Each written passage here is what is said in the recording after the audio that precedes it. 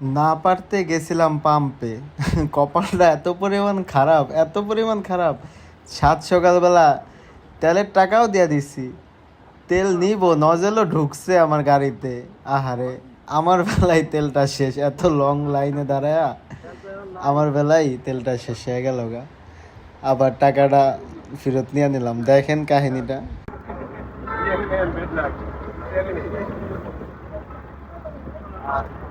আমার তেল আইবো বড় শুভম তুমি বাবা তেল নাই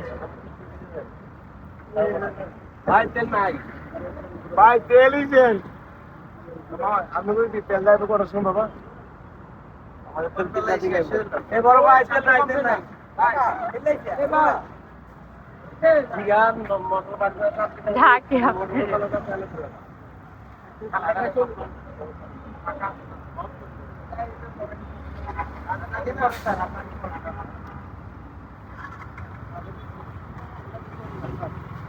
মুখটা খুললাম, তেল দিতে পারলাম না।